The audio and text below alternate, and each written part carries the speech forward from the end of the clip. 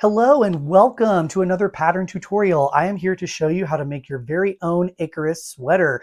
If you are interested in getting a written copy of this pattern to go along with this video, feel free to check out the links in the description box below where you can get it directly from my website or through my Ravelry. In the meantime, I can go ahead and review some supplies that you are going to need. The first thing you'll need is some yarn, and I've got here the yarn that I'm using for my sample. This is hand-dyed yarn from a chick that knits in the color Daffodil. It is a singles fingering. It is 400 yards for 100 grams. So if you can find any yarn that has roughly similar yardage per grams, then that will work for you in a fingering weight. Then you're also going to need some hooks. We have two hooks here. I've got my size 3mm. This is a US 2.5. You can really use anything around a 3mm. This is just going to be for the ribbing that we'll do in the collar, the cuffs, and the bottom ribbing of your sweater. But the main hook you will be using is going to be a 3.5mm hook, which is a size E. And that one is going to be the one that you'll use for pretty much most of the pattern. Now, the more important thing though, rather than getting the exact same hook size, is making sure you match the exact same gauge. So definitely make sure that whatever hook you use, you're matching gauge with the pattern. The next thing you're going to need are some very important things, are stitch markers. So this pattern is going to have several increase points at regular intervals. And the easiest way to remember those is, instead of having to do a bunch of counting, you mark them with stitch markers. And the pattern is going to tell you how many you'll need for your size, and also instructions for how to or where to mark them in your pattern. The other thing you'll want is a unique marker. So here I have my little llama, but in my sample, I'm going to be using, a variety of different stitch markers.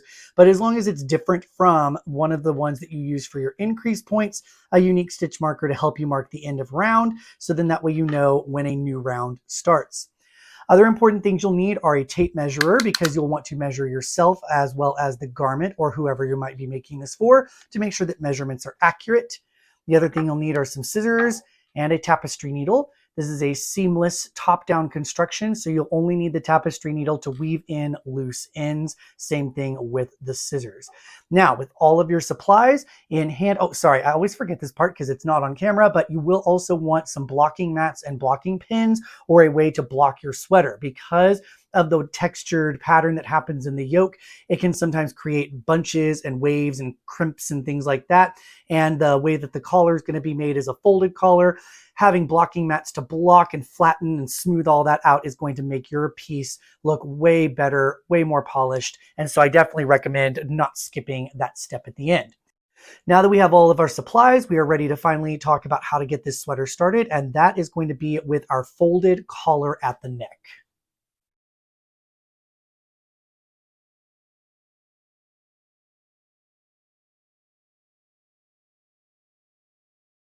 To begin our Icarus sweater, we're going to start with our 3mm hook and our yarn, and we're going to create a slip knot and place that on our hook.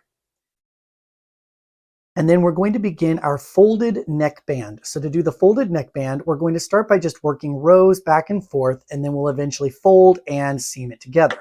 So in the pattern, it's going to tell you to chain a certain number of chains. Really, honestly, you can chain as many as you want.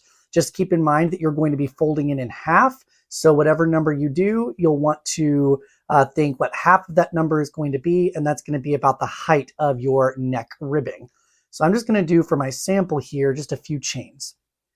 Regardless of however many chains you do, you're always going to start with the second chain from the hook, working an extended single crochet.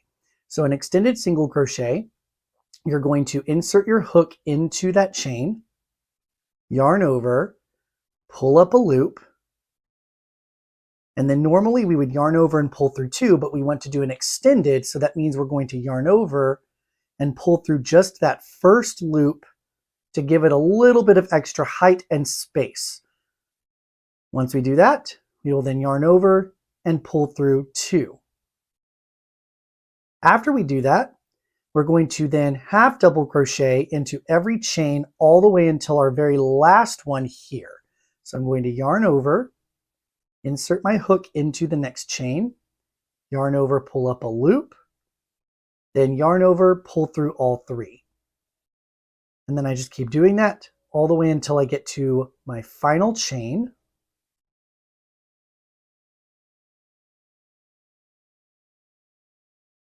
Then once I reach my final chain, I'm going to end with another extended single crochet, just like I did in the beginning. So once again, I will insert my hook, yarn over and pull up a loop, yarn over, pull through just that first loop to extend it, then yarn over and pull through 2. Once I do that, I will then turn and chain 1. And now I'm ready to begin my wrong side row. The wrong side row is going to be worked the same in all of our repeats. In our very first stitch in this giant gap here where our extended single crochet was, we're going to put another single crochet, an extended single crochet. So I will insert my hook into that stitch, yarn over, pull up my loop, yarn over, pull through 1, yarn over, pull through 2.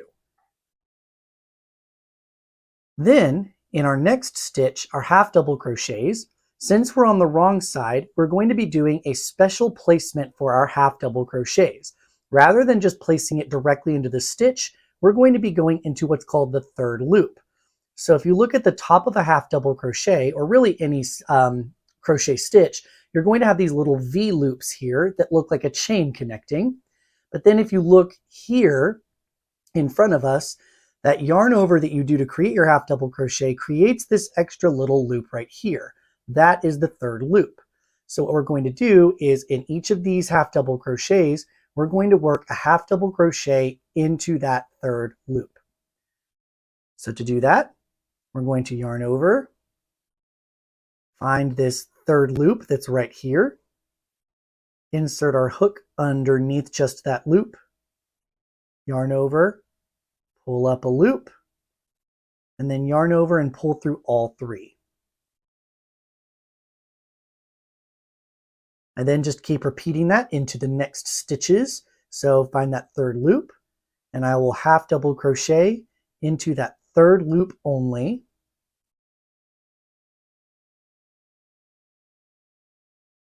And then keep doing that all the way until my very last stitch.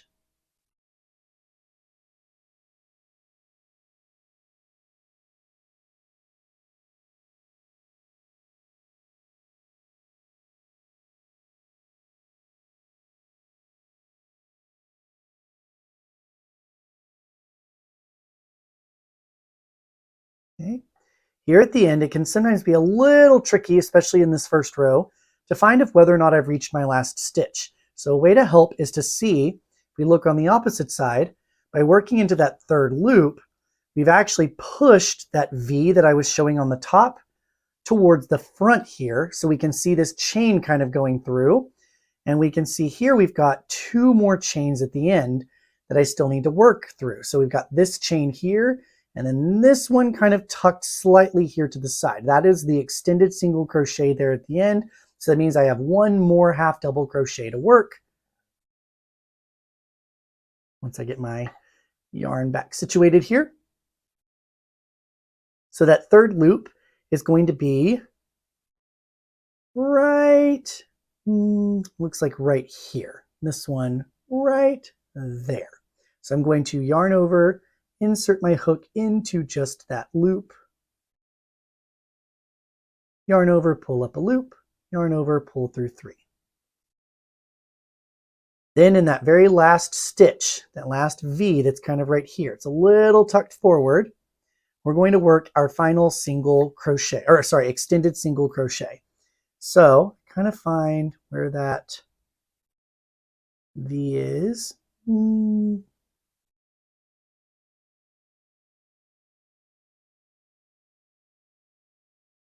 There we go, got that V. And then I'll yarn over, pull up a loop, yarn over, pull through 1, yarn over, pull through 2. And that's how you are going to do all of the wrong side repeats. If you're not quite sure where to put your hook, if you're like, okay, have I done too many stitches, not enough, you can always count just to double check. And if you're off by 1 or 2 or something like that, you know that, oh, okay, I probably went too far. So you can always just, undo, go back and think, okay, now let's go ahead and fix. And I only need to do 1 more or 2 more or something like that. So regardless of what you need to do, you can always go back and fix any added or dropped stitches that you may have included or excluded in your stitching. Ugh.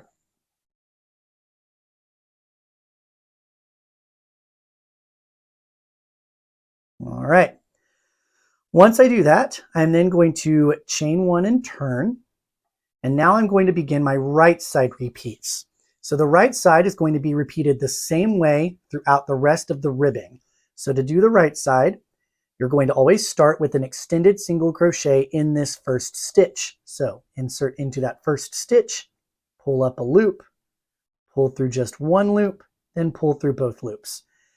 And then we're ready to start our half double crochets. But this time, since we're on the right side, we don't want to push those V's away from us because that's going to be on the inside. That's going to be the part we don't see. So instead, we want to create this V here to be on the front. To do that, we're going to work half double crochets in the back loop only. So rather than working in this third loop, we're going to work, if we look at the top here, in that back loop that's farthest away from us right here in the back. So to do that, we're going to yarn over, insert our hook through just that back loop of our stitch, yarn over, pull up a loop, yarn over, pull through all three.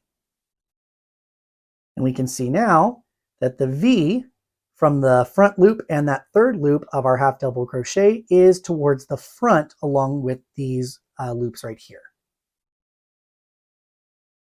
You then repeat that into the next stitch and in each stitch across until you get to that last one. So we're going to yarn over, find our back loop here, insert our hook through just that back loop, pull up a loop, and then pull through all three. And keep doing that into the back loop of every half double crochet across.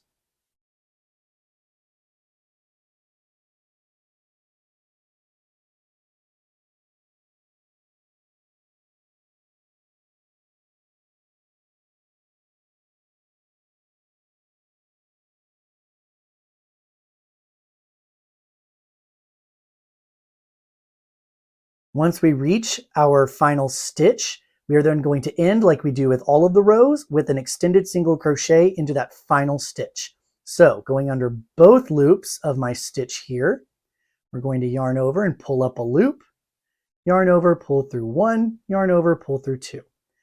Now one thing to note is that the reason we're doing those extended single crochets is because they do create these kind of gaps here at the ends. So those are going to be very important later for whenever we join this collar together. So make sure you don't miss those extended single crochets. All right. So once you do that, you now have all of the tools you need to continue to work the rest of your ribbing rows by repeating the extended single crochet in that first stitch. And then when you're on the wrong side, working half double crochets into the third loop only.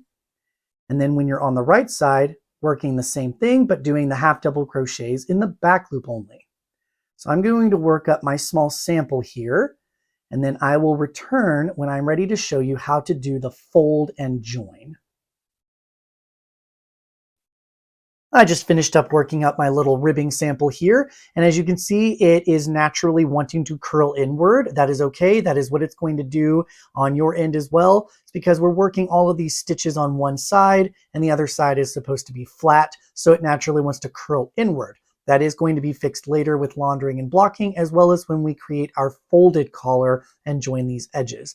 But before we can do that, what we must do is first join this last row that we did and this first row here.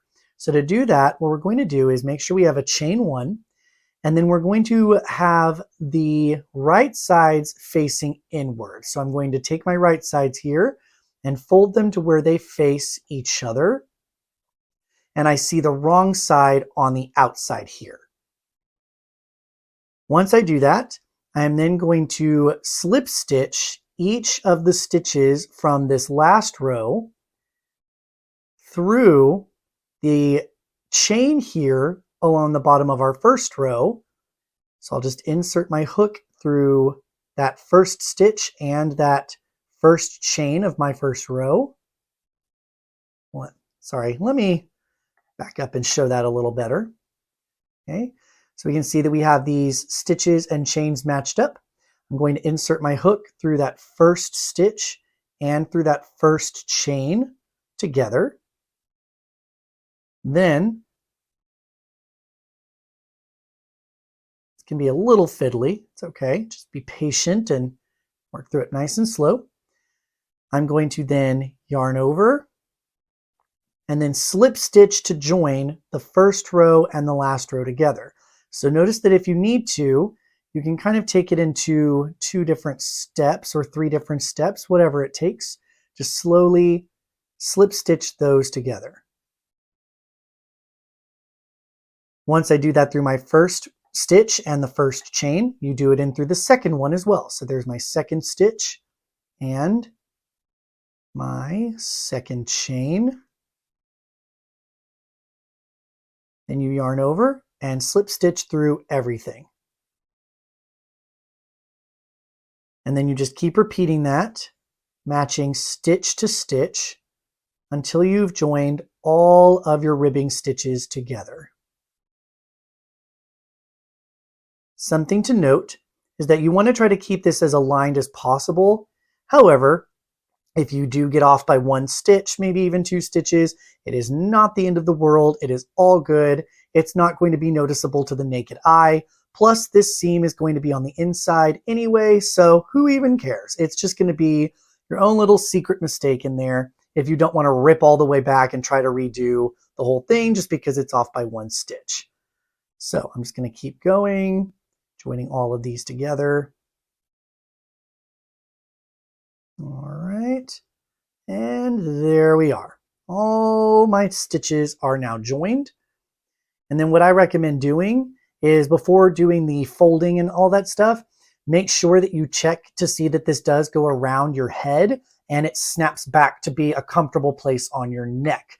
If it's not, if it's too tight, then you will probably want to add in a few more rows or maybe go up your hook size so then that way your ribbing will be a little bit bigger. If it's too loose for your taste, what you can always do is go down hook sizes or do fewer rows as well. You'll just want to make sure you account for that when we do our setup round to make sure that we get the right stitch count for our yoke. But in the meantime, if you find you are happy with how this has turned out, you're done with this seaming part, what we're then going to do is join the folded part. So to do that, I'm actually going to take my 3mm hook and set it aside and get my 3.5mm hook to start working my main rows. So inserting that into here, I am now going to carefully keep the top here to the back. So this edge that I'm closest to the back.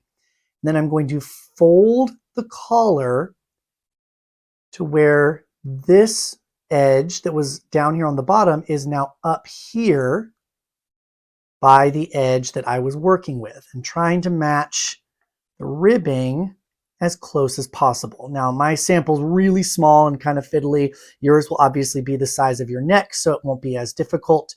But the point is that you want to try to match as close as possible the ridges to each other. Once you do this, you are then going to go through, you're going to chain one first, my bad, okay? You're going to then go through the extended single crochets that were along the edges here. So they're going to be these kind of bigger gaps along the side here. You should be able to see them if you just kind of stretch your work here. You see there are these larger gaps there. You're going to be using those to slip stitch the edge of this collar together. All right, so I'm just going to kind of pick, I think this one here is going to be my first one. I'm going to insert my hook through that extended single crochet, then find the extended single crochet that kind of matches up with it back here, yarn over, and loosely slip stitch that together. Try that again.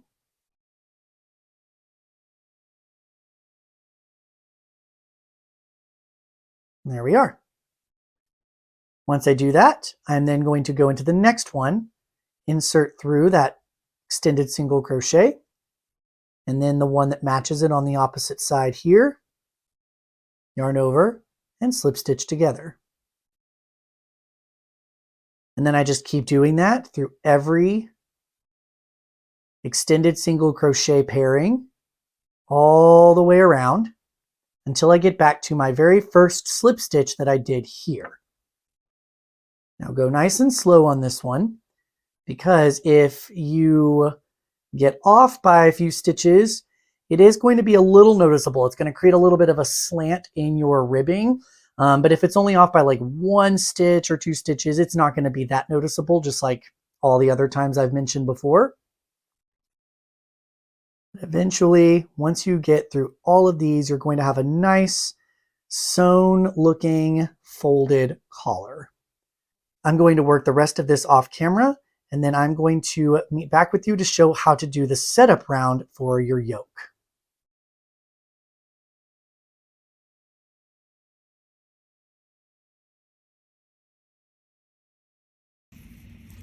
I've just made my way around, and I have essentially sealed up all of the edging here around my collar. It might look a little bit like a mess at this moment, but that's okay. It's going to eventually sort itself out. Plus yours is going to be a bigger version than my tight little tiny sample collar here. But for this next part, what we're going to need is to grab our stitch markers to begin round 1. So to do this, what we're going to do is locate the slip stitches that we used to join our collar. So they're going to be fairly small, but they're going to be these little looped V's, kind of like a little chain stitch going along the edge here. So to do this, we're going to be working into the back loops only of the slip stitches. So if we look here and find our slip stitches that form this kind of chain along here, we can see my very first one is this kind of tiny one right here. So it's right there. But thankfully, what we can do is kind of use our hook to work that loop, that back loop there. Okay, there we go. I've got it in there. So got my hook through there. So I'm going to yarn over and pull a loop through, and then yarn over and close it to form my first stitch of the round. It's going to be my first single crochet. And in this very first single crochet, we're going to place our first stitch marker. So I'm going to grab one of my stitch markers here and just place it into that stitch, like so. Then it's going to tell me to work a couple of more stitches in the back loops only of our slip stitches. So I'm going to locate my next slip stitch that was right here, and we're going to work just into that back loop. So instead of trying to go under both loops here, I'm just going to go through that back loop, and I can kind of dig my hook into there.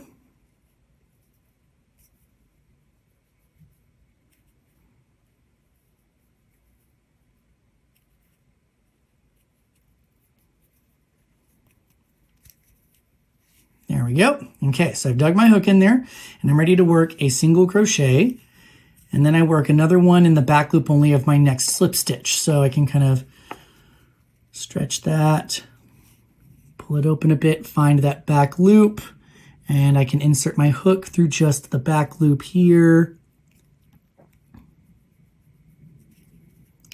and then single crochet. Then it's going to tell me to do a single crochet increase in the back loop only in the next one. So for this part, because we're just working in back loops, all that really means is to place 2 single crochets into the same back loop. So in this next slip stitch, I'm just going to work 2 single crochets.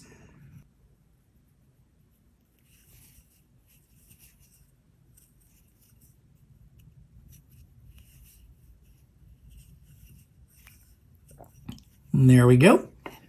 Then I'm going to work 3 single crochets into these next 3, single crochet into each of the next 3 stitches.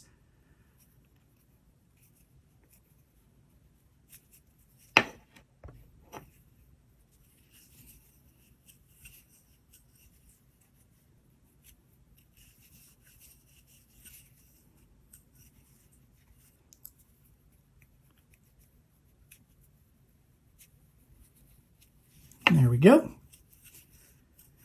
And then I'm going to do another single crochet increase into the back loop only of this next one.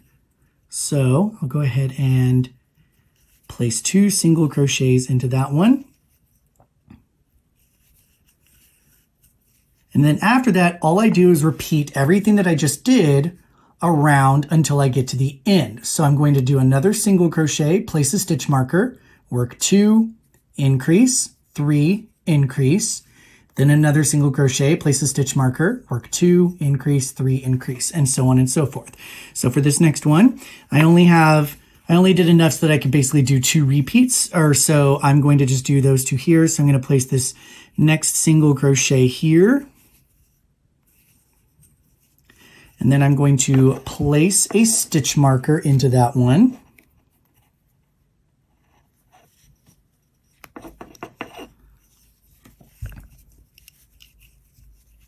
Then work 2 single crochets into the back loops of the next ones.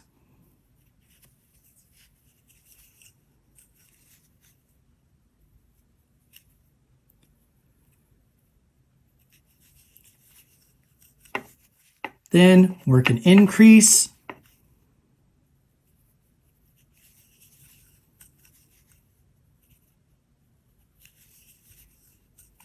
And then we'll work 3, followed by an increase at the end.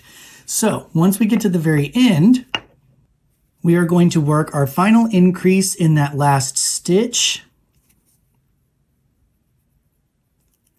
And we should know it's our last stitch because this is the first stitch that we worked, because it was the very first stitch we placed a stitch marker in. So we'll work our final increase. And then we're going to note that this is the end of the round by placing a final stitch marker into this very last stitch, so that I know that when I see 2 stitch markers right next to each other, it indicates that we've reached the end of the round. So that way I know, hey, it's time for me to begin working the next round, which in this case is going to be round 2. So I've got my small sample here where I've got my stitch markers indicating my repeats, and then I've got my end of round stitch marker. So now I'm ready to begin round 2. To work round 2 is very simple. All we're going to do is single crochet around. We're not working into any kind of back loops or anything like that. It's just regular single crochets into both loops of our stitches. So I've already removed a stitch marker. So I'm just going to insert my hook under both loops and create my single crochet. And then I'm going to place that stitch marker back in there for use later in the next round. Then after that, all I do is go around and go into each stitch, going under both loops of our single crochets, and just single crocheting all the way around.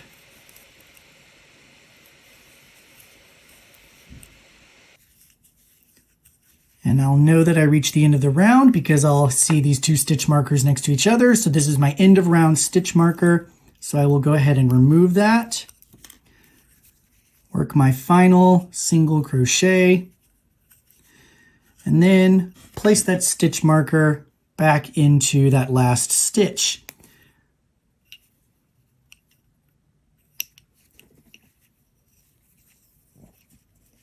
Once I'm done with that, I am now ready to begin round 3, which is when we will start doing the established pattern of our little flaming sun wings across here. So to do that, we're going to start by working in round 3. It says to work 8 single crochets, and then we're going to be doing some front post stitching. So to do the 8 single crochets, we're simply going to remove our stitch marker for our first round, or for our first stitch, place that first single crochet in there.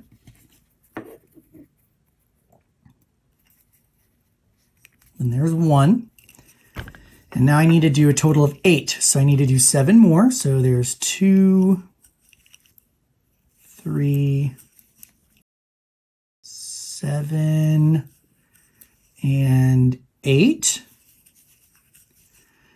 And then it's telling me I'm going to work a front post extended double crochet 2 rows down and 2 stitches to the right. All that's doing is it's basically creating a post stitch that's going to lean over here to the right, because we're going to go down 2 and right 2, and then it's going to create this lean in our stitch. So to do that front post extended double crochet, we're going to start by doing a yarn over like we do with regular double crochet. I'm going to locate here. I've got my, since crochet doesn't perfectly line up, I just kind of pick what I think is 2 rows down and 2 rows to the right, or 2 stitches to the right. So I'm going to say it's that one, go to the right twice, and we're going to go around the post of this stitch here. And whatever you decide to do, whatever looks good to you, you just stick with it and just be consistent and it'll look good. So once I do that, we're going to yarn over and pull up a loop. Now, normally if I do a front post double crochet, I would yarn over, pull through 2, pull through 2.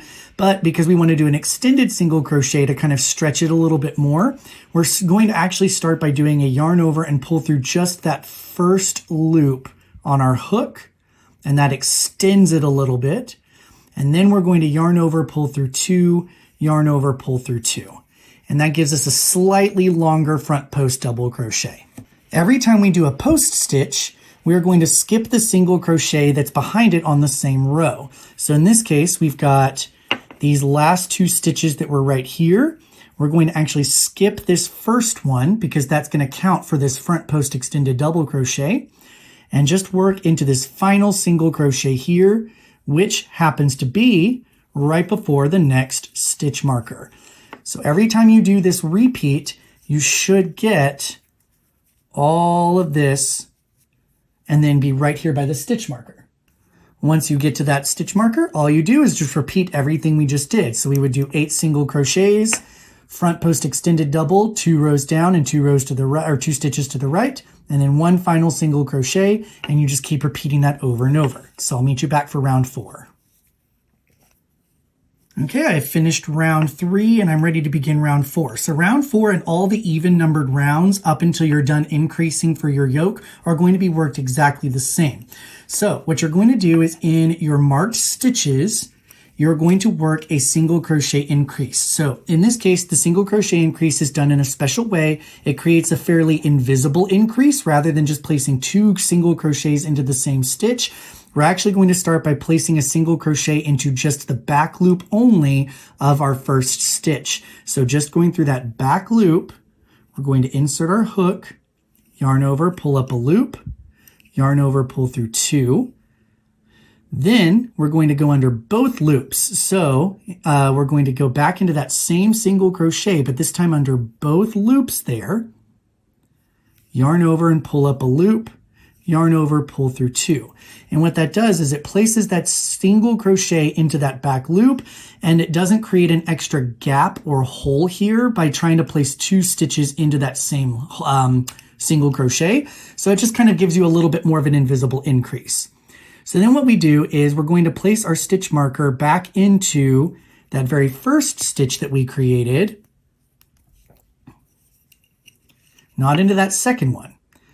After that, we then will single crochet to the next stitch marker. Now, one thing to note in the pattern, it spells this out very clearly, but sometimes people might miss it if they're not reading through all the notes. But the end of round stitch marker here does not count as one of our regular increase stitch markers. So you do not want to increase inside of this one. That's just there to indicate when the round ends. So keep in mind that you're only working increases in the regular stitch marked stitches, not the end of round stitch marker. So as I go around, I'm going to be very careful that I only increase in the correct ones, which in my case for my sample is just this next blue one right here. So I'm going to work my way to that stitch marker, take my stitch marker out, work my increase by working through just the back loop first, then work under both loops, place my stitch marker back into the first stitch that I created there with my increase, and then work single crochets all the way around, remembering that my end of round stitch marker does not count as one that I need to increase in. Perfect. And not increasing in that, that's just indicating my last stitch of the round. And then I'll place it right back in there. There we go. And I'm done with round 4, and that is all you have to do with all of your even numbered rounds going forward. So 6, 8, 10, 12 until you are done increasing the yoke for your size. So now that I've done that, we are ready to begin round 5. Now I'm not going to be able to show every single round, but I am going to work my way through round 17 and show you key moments where you might have some difficulties because of some new instructions or a new stitch. So I will work through those and show you all of those, and that way you can be able to work the entire yoke and have every technique demonstrated for you. So the first thing is that round 5 is going to have a technique where we will be working 2 post stitches around the same one. So the first part is just normal single crochets. So we're going to work that first one in our marked stitch, and then of course go ahead and put that right back.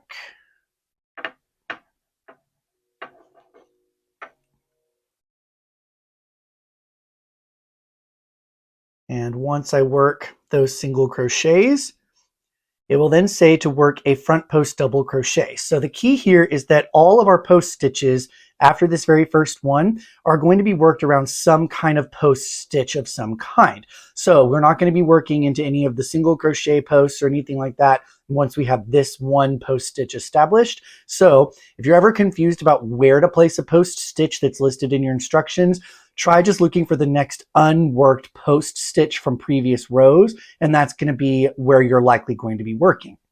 So the first thing it says is to work a front post double crochet around the next post stitch. So that's going to be this one right here. So I'm going to yarn over, insert around the post of that stitch, pull up my loop, and this is just a regular front post double crochet, so I'm not doing any extension. So I'm just going to yarn over, pull through 2, yarn over, pull through 2.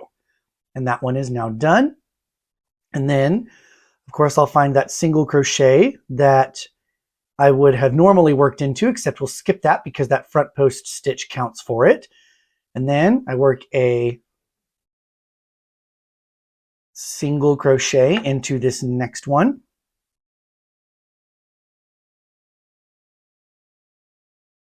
And then it's going to say for this very last stitch before my next stitch marker, I'm going to be working another front post double crochet around the same one where I worked the previous one.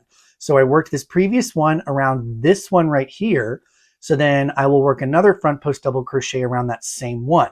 So to do that, we will yarn over, and I will kind of go to a space just below where the previous one was worked. So I'll just go right under, go around that post a second time, pull up my loop, and then finish my double crochet. And then that creates this lovely little split pattern here. So it takes one post stitch and turns it into basically 2. And that's how we're going to split anytime that the pattern needs you to kind of split off different post stitches.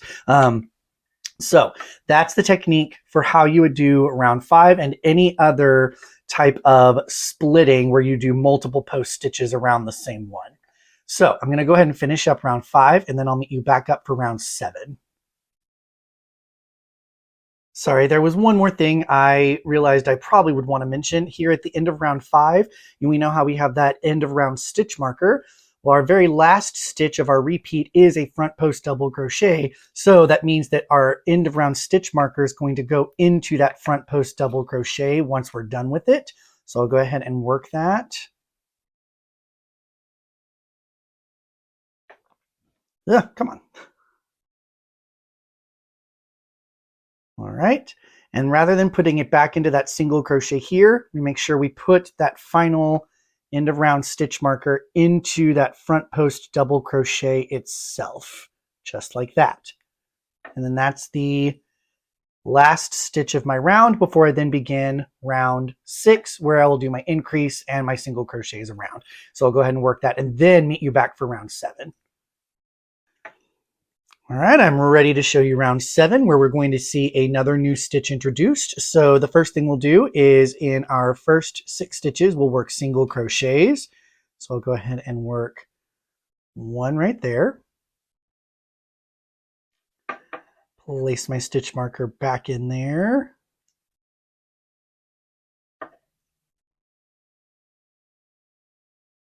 All right, there's 6 single crochets. Now, what it's going to have me do is work a front post treble crochet. So once I make those 6 single crochets, the next thing I will be working is a front post treble crochet. And you might be looking and wondering, where am I supposed to put that in all of this space? Remember that it's supposed to be the next unworked stitch. And so it looks like it's pretty far away, but that's okay. The front post treble crochet is a really long stitch, so that is going to be able to stretch across there.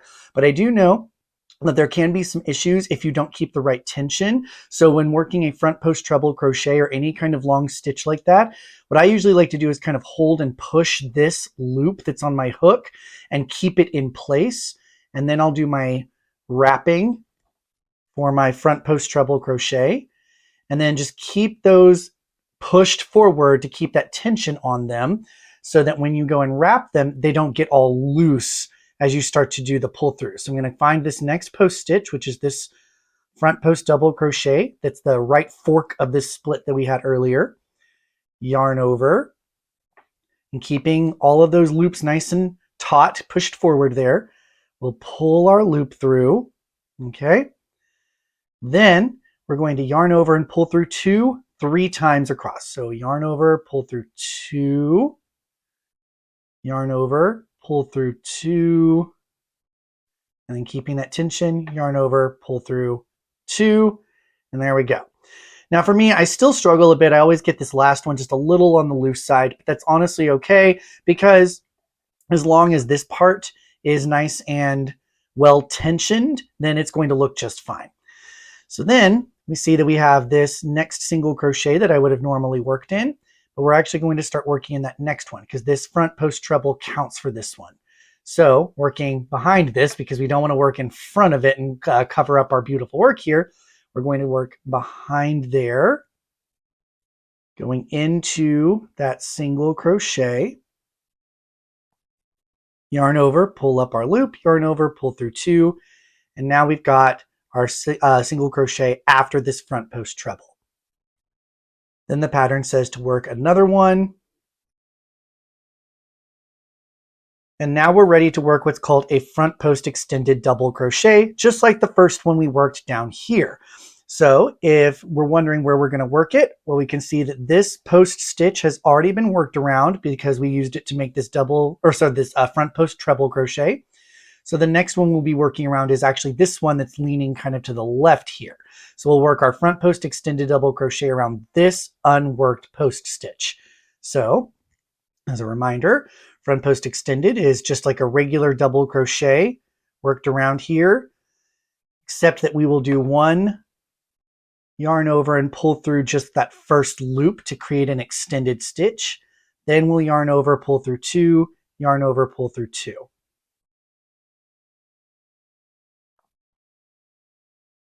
And then after that, we're going to skip that next single crochet, since that counts with our double crochet here, or extended double crochet here. We'll work 1 single crochet into that next stitch. And then the final stitch of our repeat is a front post double crochet around the same stitch that you just worked this last front post extended double. So around this same one right here, we're going to work a double crochet. So yarn over, going around that post, pull up our loop, yarn over, pull through 2, yarn over, pull through 2, and then that is the last stitch of our repeat. So it's those 6 singles, that front post treble, 2 singles, front post extended double, 1 single, front post double, and that creates all the stitches you need in your repeat, and then you just keep doing that all the way around. So I'm going to go ahead and finish up this round and the next round, and I'll meet you back up for round 9. I'm now ready to begin round 9, and actually round 9 is going to be the first time you're going to see every single post stitch that's in this wing pattern here. So we're going to see how they all come together. So the first thing we're going to do is, of course, work our single crochets. So I'll go ahead and remove that stitch marker and work my single crochets across to where I need to be,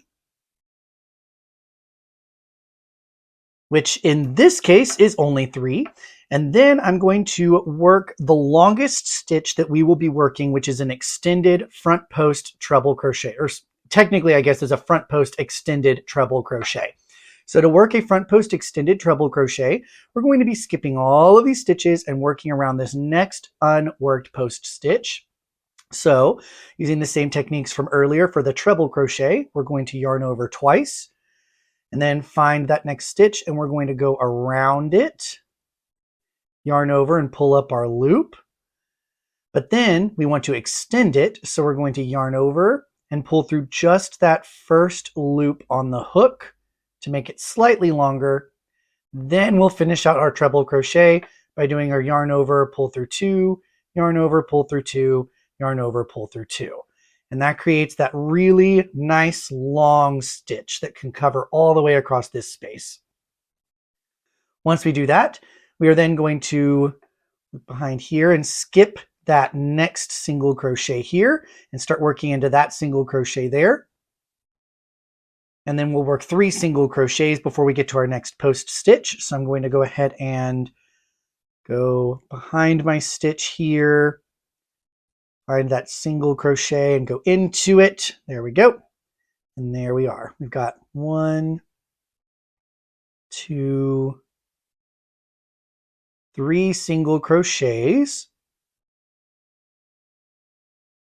And now we're ready to work in this next unworked post stitch way across here again.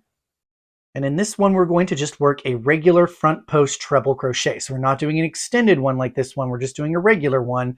So we're going to yarn over twice, go around that post, pull up our loop, yarn over, pull through 2, yarn over, pull through 2, yarn over, pull through 2. Then we'll skip that single crochet that would be the same as this one, and then we're going to work 2 single crochets.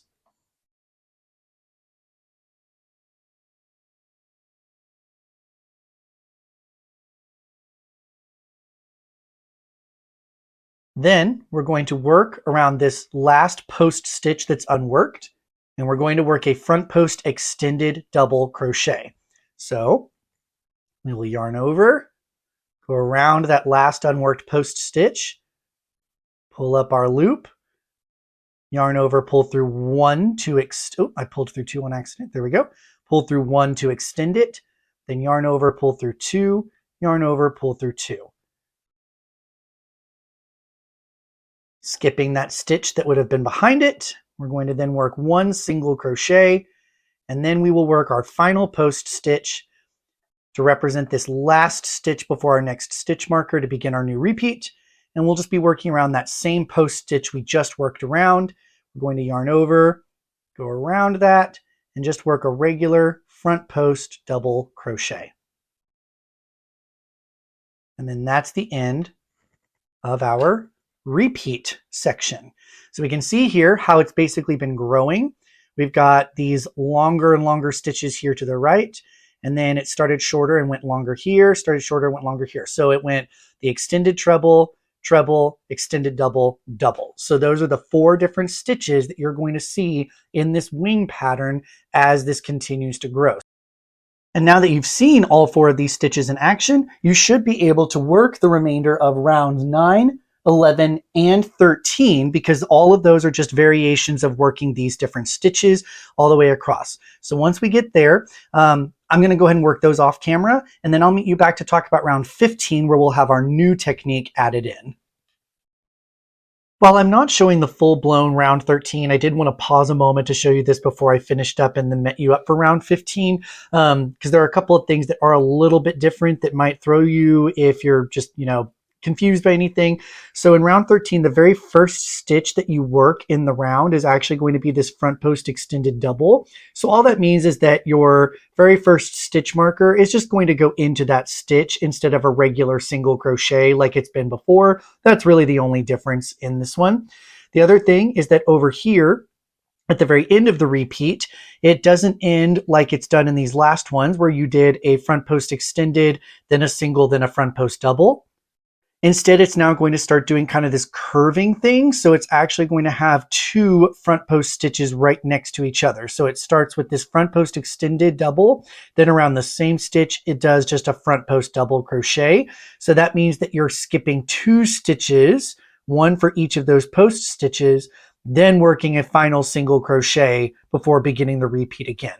So those are really just kind of two different techniques in round 13, but they're pretty simple to deal with. So I just wanted to briefly point those out to you. And now I can continue working and I'll meet you back up for 15. I'm now ready to begin round 15, where we will see another new technique introduced here. So I've already removed my first stitch marker because in that I'm just going to be working a regular single crochet. So in this next stitch, I'll work a single crochet. And then I'll place my stitch marker back in.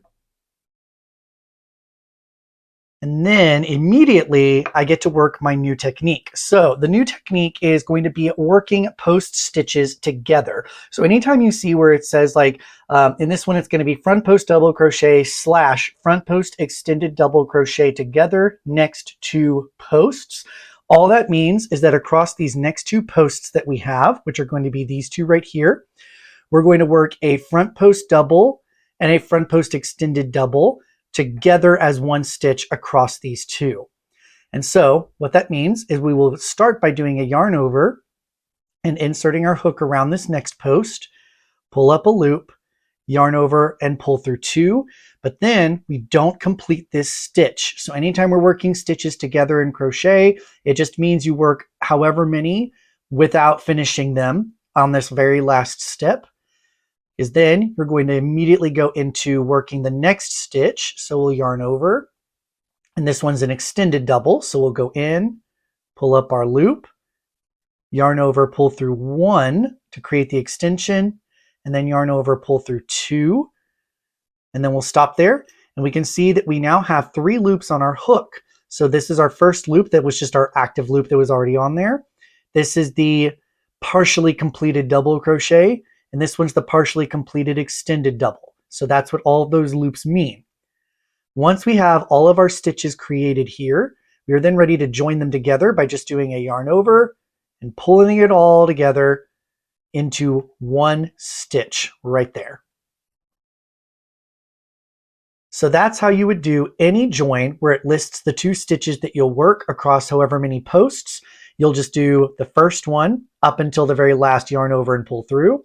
Then you do the second one to its very last yarn over, pull through. And then once you're done, you yarn over and just pull through the whole thing at the top and it joins the 2 together.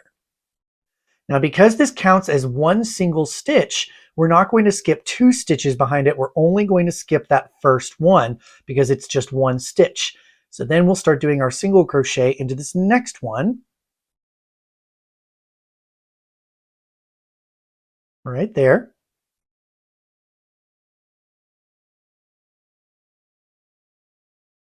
And then we're ready to work the remaining part of our repeat.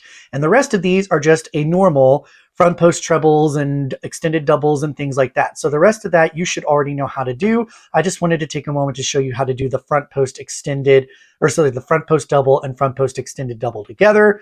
And the same principle will apply in future instructions where they'll list different stitches together, but you should know how to do those now at this point. So I'm going to go ahead and work up the rest of this, and then I'll meet you back up for round 17, where I'll show you that final technique so that you can be ready to do every single one of these repeats. All right, it is now time to do round 17, where we'll see the final technique here, and that's going to be working post stitches around these stitches that were worked together. So the first thing to do is in round 17, we'll just work a single crochet to start. So I'll go ahead and just do that.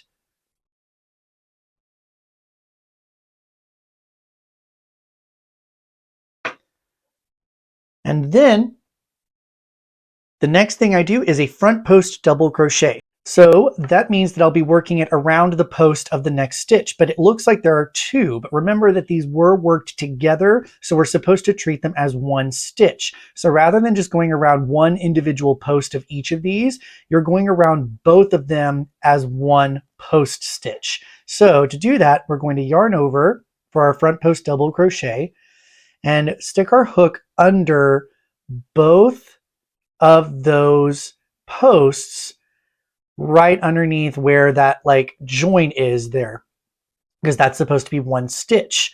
So then after that, I'll yarn over and pull up my loop, And it even cinches them together even more so to create that kind of point, which is what we like.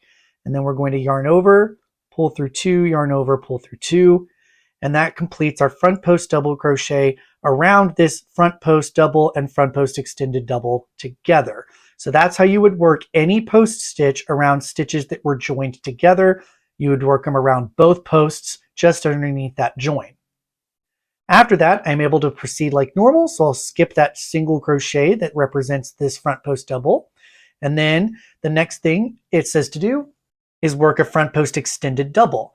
So to do that, I'm going to work that around this next unworked stitch. Remember, these two are part of the same stitch, so I'm not working anything else around these two. I'm working it around this one next. So I'll work my front post extended double around that next one.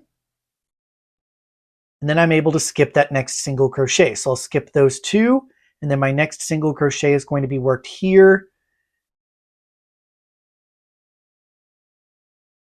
And then I'm able to continue working the rest of the repeat like normal. So now that I've shown you that for round 17, you have all the techniques you need to continue to increase and work your front post stitches. So you now know how to work stitches together. You know how to split them into the same one. You know how to work all 4 of the front post crochet stitches, all of that. And then I will join you back up when it comes time to when you're no longer increasing and you need to start maintaining the same pattern over and over again.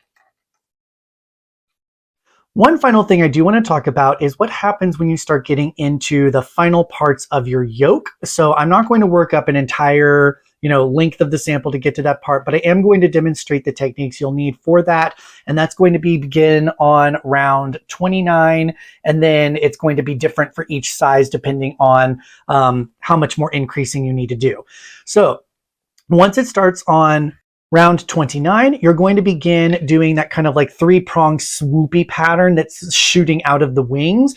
And that's going to start creating that final like curvature towards the end of the yoke.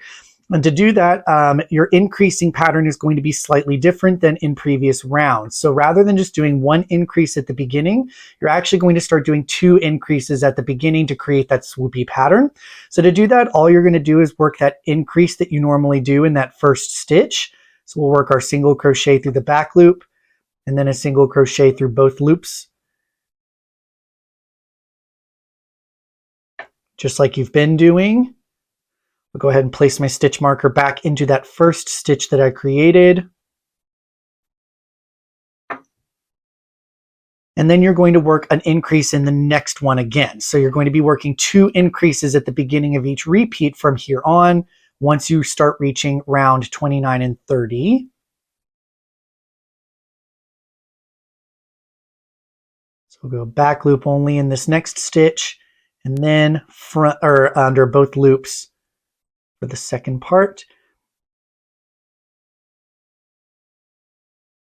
And there we go. So now we'll have increased twice at the beginning. So then for several sizes, you are going to be working just single crochets on those even numbered rounds until you reach the last 2 stitches of that repeat. So here I'm now 2 stitches away from the next stitch marker, indicating I've reached the last 2 stitches of this repeat section. And I'm going to do a single crochet decrease. So this 1 decrease is going to make those 2 increases at the beginning just act like 1 increase total in our stitch count. So to do the decrease, we're going to do an invisible decrease. We're going to insert our hook into just the front loop of our next stitch. Then, turning our hook, we're going to insert under both loops of that second stitch. And then yarn over and pull through both of those stitches at the same time. Now you may have to do it in like 2 steps, but you do that.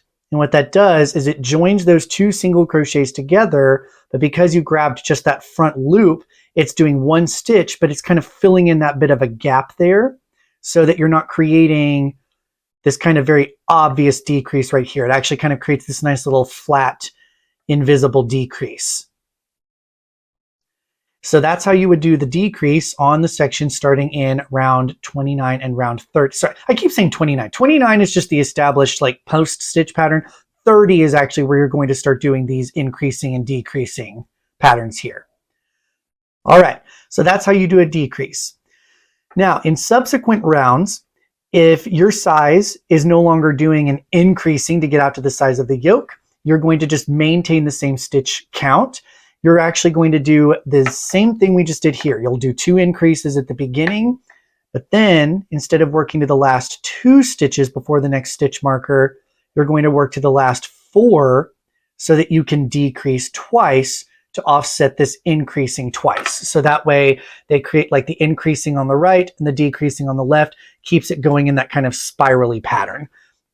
Anyway, so to do that, all you're going to do is just work 2 decreases across these next 4 stitches. So we'll insert our hook into that front loop and then into both loops of that next stitch. Pull through both of those.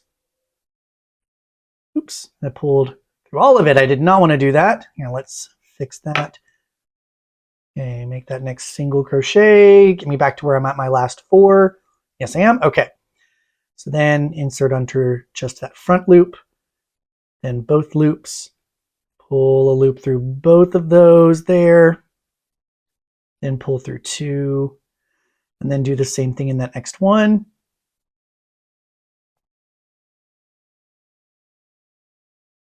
And then you'll have decreased both of those pairs of stitches. So as a recap, when you start reaching round 29 and you start doing that kind of swoopy 3-prong pattern, on the even numbered rounds going forward, so rounds 30, 32, 34, so on, you're going to be doing 2 increases at the beginning.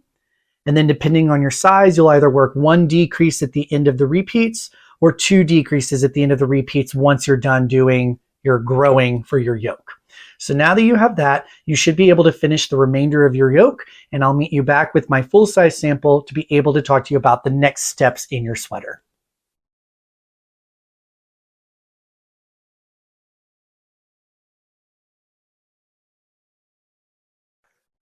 I have now spent quite a bit of time working up my full-size yoke here. So I'm moving from using the sample to demonstrate things to now I'm going to use the actual full sweater. So I've worked out the entire wing motif pattern here, including all the way to the end where I've got the final 12 here ending in this nice swoopy pattern. So now it's time, once we have our yoke done, to split it so that we can start working the sleeves and the body separately. So to do this, I'm going to go ahead and open it back out here. I've removed all of my stitch markers that were being used for the increasing and decreasing points and everything like that. And I've only got my, oh, besides this one, let me take that one out. That was just holding my loop there. I've left in just my first and last stitch markers to indicate the beginning and end of round so that I know when I'm going to start a new round. So since I'm still working rounds continuously, it's easy enough to get lost in where my beginning and end are. So I'm keeping those in, but the rest I went ahead and removed. Now you may notice I do have a couple more stitch markers here, but these are no longer ones used for increasing and decreasing. These are because when I split, I counted out the number of stitches based on my pattern that I was going to need to work. So it's going to tell you a number of single crochets to work. Then you're going to chain and create an underarm chain, and then you're going to skip a section for your sleeves. So here, all I've done is marked off where my sleeve section is going to be, so I know I need to skip those stitches when I get to this stitch marker. Then, when I skip those, I know I pick up back over here to work across the front of my chest here. And then I just repeat again on the opposite side for the other sleeve. So I've marked where the first stitch needs to be skipped and all the way across to the last stitch of this sleeve section. Then all I'm left with is the final section here where I just finish out across the back of the yoke, and now I will have split for my body. So that's what those stitch markers are for, is counting out and going ahead and marking that. So to actually do that, I'm going to go ahead and get started here. I just finished my last stitch of my last round of my yoke. That switched there. So in my first round here, I'm just going to place my stitch marker there. And I'm just going to work regular single crochets. We're no longer going to be doing the increasing at the beginning and the decreasing at the end because we're no longer working that nice spirally motif pattern. We're just working straight single crochets across from now on. So I'm just going to be working these single crochets, and then I'm going to meet you back up when I get to my first stitch marker to show you how to do the skipping for the sleeve. All right, I am now coming up to this stitch marked stitch. So I've got 2 more stitches left here. So I'm going to go ahead and work those single crochets.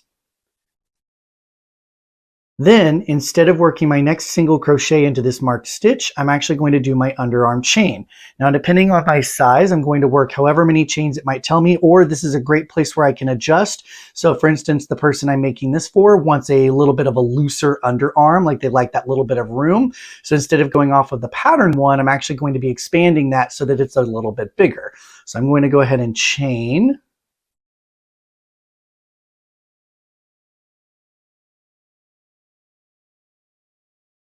And then once you create your underarm chain, you're then going to just skip all of these stitches for your sleeve. So for me, that's going to be all the way until this stitch marker that marks that last stitch of the sleeve there. And then I'm going to pick up and start single crocheting in the next stitch after that. So here I'm going to single crochet there. Now I've got to be careful though, because if I just go straight there, I run the risk of making this last chain very, very big and loose. So I'm going to make sure I hold it. And I'm going to pull that section towards here with me.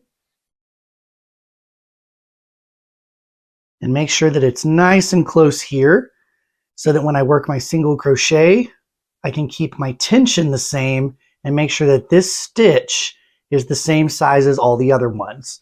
So notice that it's not big and loose, it's just a regular size single crochet. Then I finish my stitch there. And then once I do, it's now established and I can just continue to single crochet like normal into the next stitch and then the stitch after that. And now we've got our nice sleeve opening right there with the underarm chain across and the skipped stitches forming the top. Then all I do is work across the front of the yoke. So these are my front chest stitches, and that's just regular single crochet again. So since that's the same as what I did with the back here, I'm not going to show all of that obviously. And then when you get to the other side, all you do is repeat exactly what happened here. So since I already showed that, you can just rewind and go back to this part of the video and watch that part again if you need a reminder on how to do the skipped stitches. Otherwise, what I'm going to do is go ahead and finish out the remainder of this round, and then I'll meet you back up to talk about how to do the body setup round. All right, I've made it back around to the beginning of my round, and I just worked a few extra stitches past the beginning just to show you this next part. So now once I have my yoke split with my underarm chains, the body setup round is fairly straightforward. All we're going to do is work single crochets across all of our regular single crochets. If I can not snag my yarn there. Then once you work across those single crochets, you'll start to approach where you split with the chain. So then we're no longer going to be working these sleeve stitches over here. We're going to just ignore those. We're going to start working directly into the chain that goes across the underarm. So I'm going to work these next 2 stitches here like normal. Then I just need to work single crochets into each chain across. Now, the way you decide to do this is really up to you. There's a couple of different ways. You could either work into these loops with these 2 on top, or you could turn it to where you work in just the one where the 1 loop is on top, or you could turn it to where you work the little back hump if that's the way that you prefer.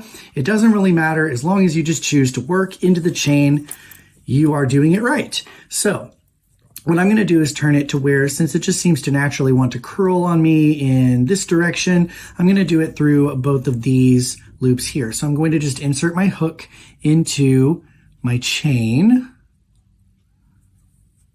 like so. Yarn over, pull up my loop, yarn over, pull through 2, single crochet is now done. And then I just want to put 1 into every single chain. So however many chains you used across, that's the number of single crochets you need to work.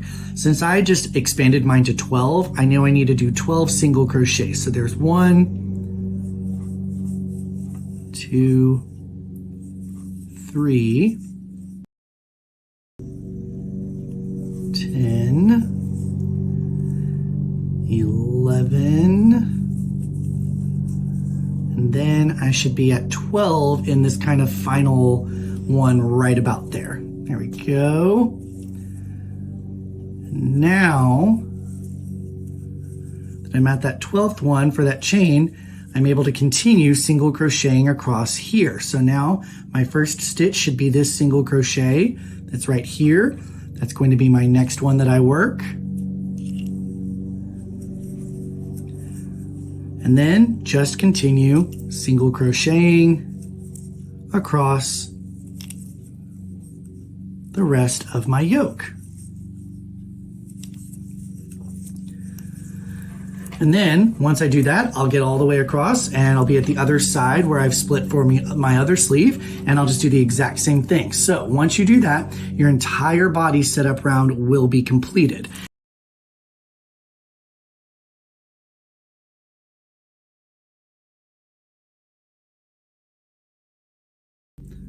The body instructions are fairly straightforward, so I'm not going to spend a ton of time talking about how to do that part. I just want to kind of give you a brief overview. Basically, what you're going to do is, if you're going to do absolutely no waist shaping whatsoever, all you do is just go single crochet in rounds over and over and over and over and over and over again, and you could either go the recommended number of rounds that's written in the pattern for your size, or perfect way to adjust for the length of whoever you're making this for yourself or for a loved one. Then you can expand or shorten the number of rounds however you see fit, keeping in mind that there is going to be a ribbing at the bottom, so however long you want to go, make sure you keep that ribbing in account as well. But the thing I do want to show you on here is how to do the waist shaping. So if you are wanting to get a tapered waist, the pattern is going to recommend a tapering pattern where you will decrease after a certain number of rounds, 1 on each side. And the decrease is going to decrease 2 on the one side and 2 on the other. So you're going to lose 4 stitches every single time you do a decrease until you gradually get down to the shape of the waist that you want. You can adjust however many decreases you want for that. You can do fewer, you can do more, you could space them out differently, however you want to do it. But the technique is basically going to be the same. What you're going to want to do is take a stitch marker. So I've just got a random one right here, and you're going to want to mark about the halfway point across the underarm. This doesn't have to be exactly perfect, and in fact it won't be, because it's an even number of chains across. So you're going to have an even number, which means you won't have exactly 1 stitch in the middle, but just kind of eyeball roughly where the middle is, and then be like, okay, so I might want to do where, okay, I put it more towards the back. So I'm going to put it to this one on to the back here. So this is the back of my yoke, and this was the front of my yoke. And I'd rather the waist shaping happen slightly to the back so there's a little bit more room on the front. But you can, play with that if you want to, however you want. But the point is, once I have that marked, that's going to stay in that center stitch all the way down the waist as we keep going. So then, when I work across here, I'm going to decrease across the 2 stitches that are to the right of my stitch marker and to the left of my stitch marker on any decrease round, so that they cinch in equally on both sides, and then it just keeps cinching in as you go. So I'm going to kind of get some yarn set up here, and I'll show you what I mean by that. So now let's say I'm doing a waist shaping decrease round. So what I'm going to do is work single crochets until I get to the last 2 before the stitch marker on my waist side. So I'm going to find these 2 stitches here, and I'm just going to perform a decrease like I did in the yoke, where I insert my hook under the front loop of that first stitch, and then insert it under both loops of the next stitch at the same time, then yarn over and just pull through both of those stitches there.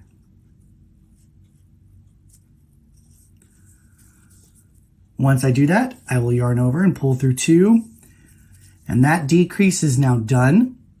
So then what I do is I'll work just a single crochet in my marked stitch. So I will go ahead and remove my stitch marker there. Work my single crochet. Place my stitch marker back in.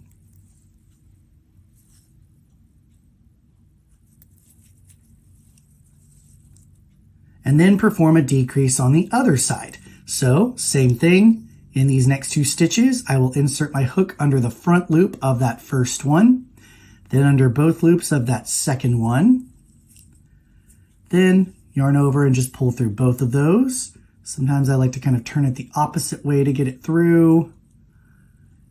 There we go, but then turn it back the right way, and then yarn over and pull through both of those. And then single crochet like normal until I get to the other side, when I will just do the same thing with that other stitch marked stitch. And then what that will do is it slowly decreases the waist along the sides 2 stitches, because it decreased 1 here and 1 here, so it'll be 2 on this side, and then 2 on the other, which will give you a total of 4 decreases in the round. That's where I'm getting that.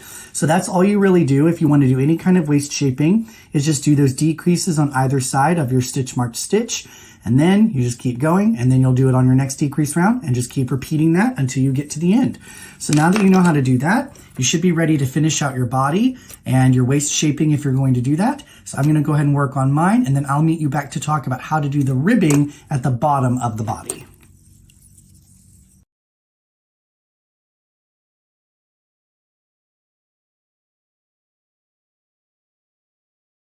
All right, I've just finished working up the body. So we've got the yoke here, and we've got all of our body stitches down here to the bottom. And I'm just on the last stitches right before the stitch markers here to mark my beginning and end of round. So I'm going to show you now how to transition from working the body into working that bottom folded over ribbing. So what I'm going to do is finish working this final stitch of my last round of my body, just as a normal single crochet.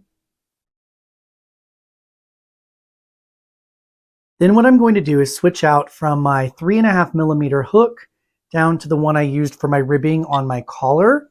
So my 3mm hook. And I'm going to insert that into my loop here. Then, as you can see, we've got a little bit of a jog between the beginning of the round and the end of the round because we're going in continuous rounds. So there was like a little bit of a jump here. So to get rid of that, a lot of times the best trick is just simply to slip stitch into the first stitch of the round. It doesn't have to be tight. It just has to kind of slip stitch to join it. And it helps kind of even out that jog in the round difference. So once we do that, slip stitch into our first stitch, we're then going to chain 27. So 1, 2, 3, 4. I have now worked up 27 chains here. And so what I'm going to now do is do similar to what I did when I made the collar at the beginning of the sweater. I'm going to kind of tighten down so that this first chain from my hook is a little bit tighter. And then in that second chain for my hook, I'm going to start by working an extended single crochet. So I'll insert my hook, yarn over, pull up my loop, yarn over, pull through just that first loop to extend it, then yarn over and pull through 2. Then what I'll do is in the next chain and all the chains down here, I'm going to work half double crochets until I reach the last chain.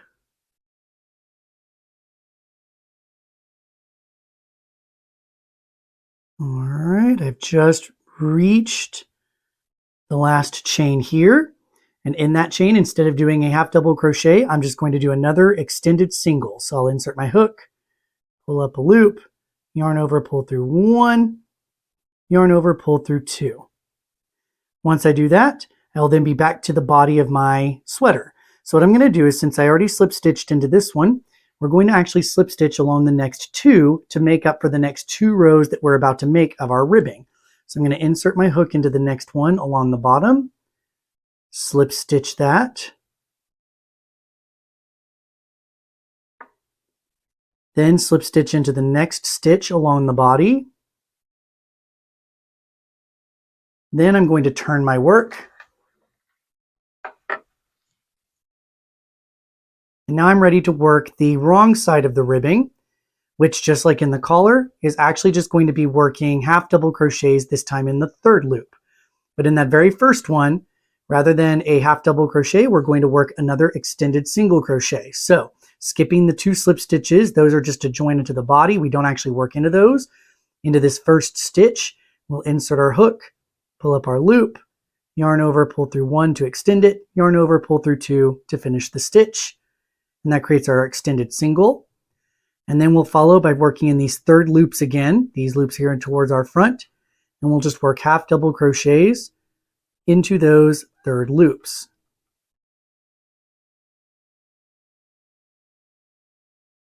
I'm coming now, working these last couple of stitches in the third loop.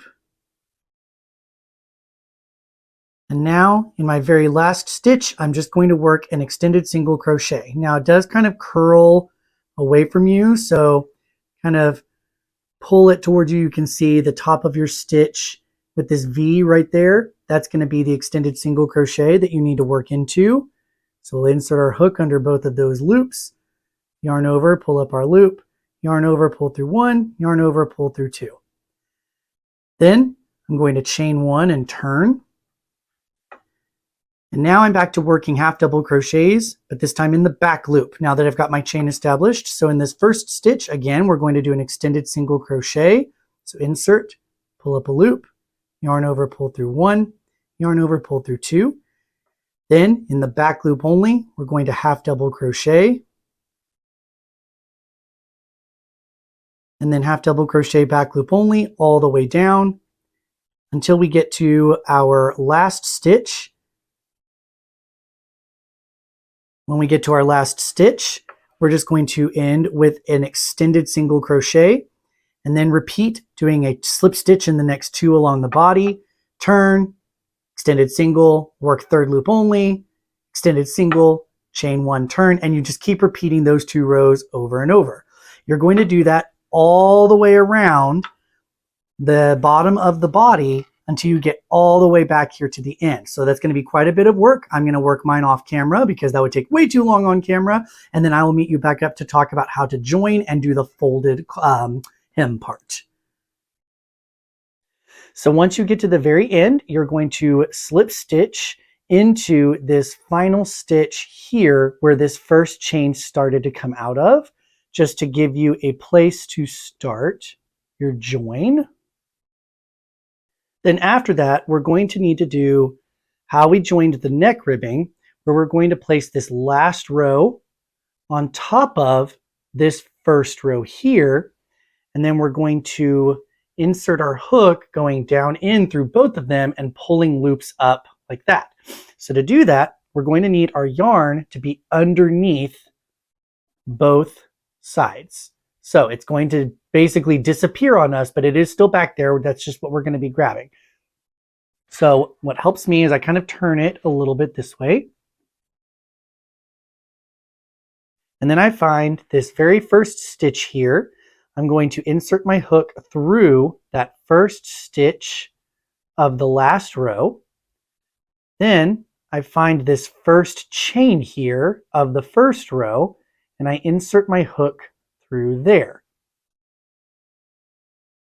Once my hook is through both of those, I can then find my yarn here underneath everything, yarn over, and just slip stitch all of that together. And there we are. Once you do that, you then repeat the process into each other stitch. So I've already done it in this first one, so now it's time to do it into this second one. So I'm going to insert my hook through that second stitch of my last row and through that second chain of my first row. Then I'm going to yarn over and slip stitch those together.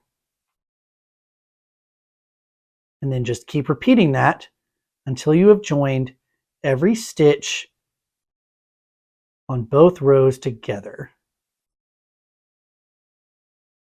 And I would go slowly on this because you want to make sure you're grabbing every stitch and matching it with every chain so that they line up nicely.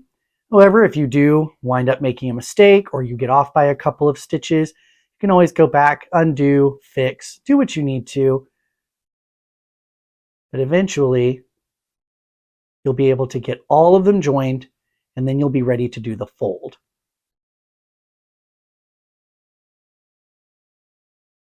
I've just finished seaming up this entire part of the ribbing, and I'm now ready to do the fold and join. So to do that part is going to start looking fairly complicated at first, but once you start, it actually is a very simple process. So to do this, we're going to actually take our hook out. So I go ahead and give myself a generous loop there, just so that way it doesn't come undone. And then I'm going to go all the way down here and find that the very first row that I worked, we did an extended single crochet in here. So I'm going to find this extended single crochet gap right here. So along this ridge, or along the edge here, we've got all of these gaps where we have these extended single crochets. So we've got this one that's right here, this one here, this one here, this one here. They kind of zigzag a bit here. So if I find the one that was in this first row that I made, yeah, I'll just pick, let's go with that one. I'm going to insert my hook into that gap. Then, following along the top here, I find on the opposite side where that extended single crochet is over here. So that's going to be probably either this one or I could do this one. Yeah, let's do this one. Honestly, as long as you kind of sort of match them up right, then that'll be just fine. I don't think it's gonna be that big of a difference if you're off by one and you accidentally joined one over to all of these. So once you insert your hook through the first one and you find where you're going to match it up on the opposite side, you're then going to fold it over, and then you find your hook here, and we're going to go through the extended single crochet on that opposite side, and that loop that I left is going to be the loop that I grab with my hook to pull through. So now I can go ahead and tighten that around my hook here. Give me a lot to kind of just hold on to. There we go. That's where it is. Okay, there we go. And then I'm going to take that and slip stitch that side with this side. And it should pull all the way through and join the opposite side here with the front here. Then I just repeat that process, going through each of these extended single crochets that were on this side through the extended single crochets on the opposite side, and just keep joining them that way. So my next one is going to be this one right here. I will insert my hook and then push it through the extended single crochet that's on the opposite side. Right there. Grab my loop, wrap it around, and just slip stitch those together.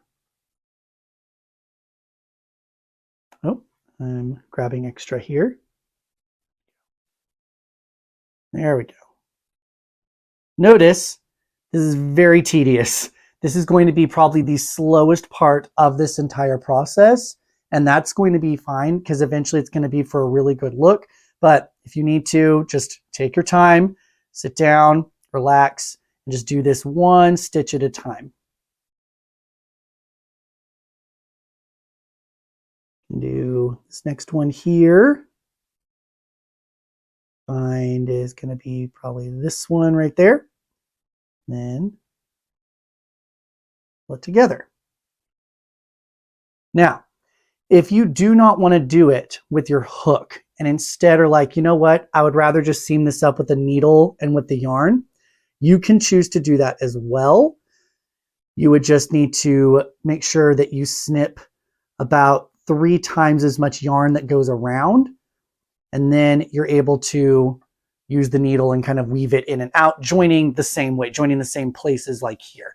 I just don't like doing the needle because I'm always panicked that I'm going to run out of yarn or I'm going to have given myself too much, even with the 3. Plus also, I personally like the look of them being joined with these slip stitches because, as I'll show you in a moment here, let's I do this one, go. It fills in with this little chain along here instead of just like thread weaving in and out. And then that chain also helps kind of cover up some of the gaps that are left by these extended single crochets. So in either case, you now have all the information you need to be able to join this folded ribbing. So I'm going to go ahead and finish that off camera, and then I will join you back up to talk about working on the sleeves.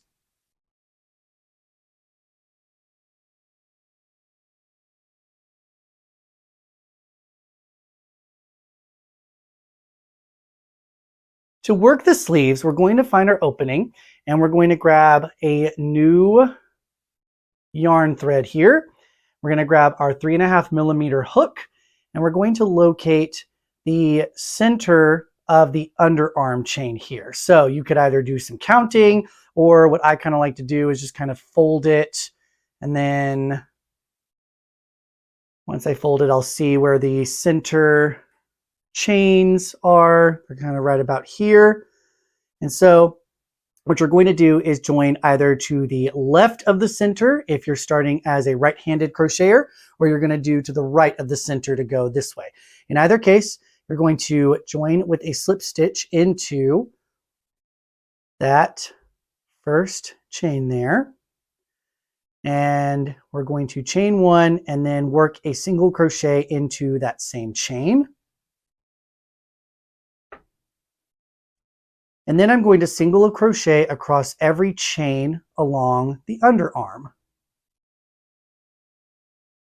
Okay, and then once you get to here, where we've got the underarm chain, and then we get to the single crochets that we skipped when we separated for the sleeves on the yoke, we're going to have kind of this big gap here. So we find that this next chain here, I could insert my hook into it. There we go. What I'll do is I will pull up a loop and then find this next kind of gap right here, insert, pull up another loop. Then I'm going to go into this first stitch, insert, and pull up one more loop. And then I will yarn over and draw those together so that it creates this coverage in this area where there would normally have been a gap. So when you work your chains, or sorry, you work your single crochets across these chains, the number of single crochets should match the number of chains that you did for your underarm chain, or at least half of them. And then this first single crochet is going to be on the yoke. And this way it keeps the stitch count the same without getting this gap in here. If you find that to be a little bit challenging, you can always feel free to just kind of skip that and then go back and sew it in to tighten it up. But to me, this is really not that big of a deal. You can just go ahead and insert those extra loops, and then you're able to keep going. And then what you'll do is you'll continue to single crochet around the opening of the arm. Then once you reach the opposite side, where we've got this other marked stitch here for the the last stitch of the sleeve opening on our yoke, we can work our single crochet into there. But then to get over here to these chains where we start working on our underarm again, we're going to need to add in some extra coverage here as well. So I'm going to go ahead and insert my hook into this next one, and then into this next one, and then into my actual chain. And then after doing that, I yarn over, pull through all the loops on my hook. And then after, I can go ahead and just start working my single crochets into the remainder of my underarm chain.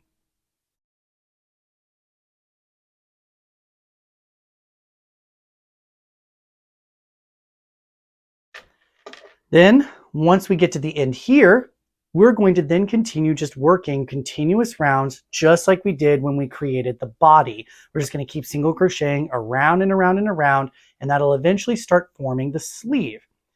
The only difference here is that because we want the sleeve to have a tapered look, we are going to need to do some decreasing. Working the decrease rounds is actually fairly simple. So I've made my way around to the beginning of my new round, as you can see from my stitch marker. So all I do is remove my stitch marker, and then I will decrease these first 2 stitches of this new round. So to do that, I will just do my normal single crochet decrease that we've been using before, where I insert my hook through the front loop of that first stitch. Then I insert it under both loops of the next stitch at the same time. Then I will yarn over, pull through both of those stitches together, then yarn over and finish my single crochet. Since that's the first stitch of the round, I will go ahead and pop my stitch marker back in there. Then the rest of the round is just regular single crochets all the way to the end. And that's all you do on your decrease rounds, and you're not going to do any decreasing at the end. I know for some patterns they'll do a decrease at the beginning, a decrease at the end, but because of the way this is worked continuously, it kind of veers a little bit to the right anyway. So doing that one decrease at the beginning is all you need. Plus it gives you more increase points throughout so that your taper is a lot more gradual than if you were to do 2 decreases. So each time you decrease, it just drops the stitch count down by 1. And then you continue working single crochets.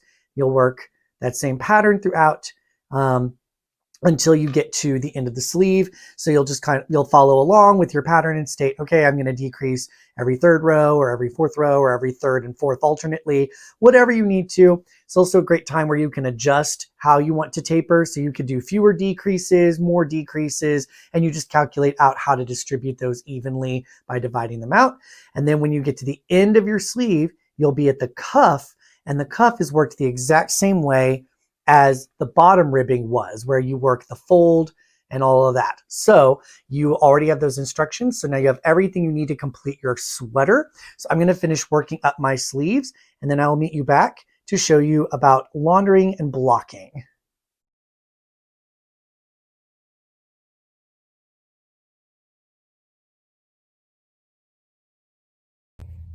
The final step is to weave in all of your yarn ends and then to go ahead and launder and block your sweater. The way I've done it here is very typical of wet blocking. What you would do is you would soak your sweater in some cool to lukewarm water, preferably using some kind of a wool wash.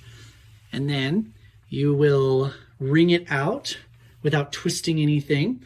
I like to squeeze as much water as I can out of it and then running it through the spin dry cycle on my washing machine. And then after that, I pull it out and put it onto my blocking mats here. And then I just shape it into how I want it, as you can see here. And with that, I hope that you found this tutorial helpful.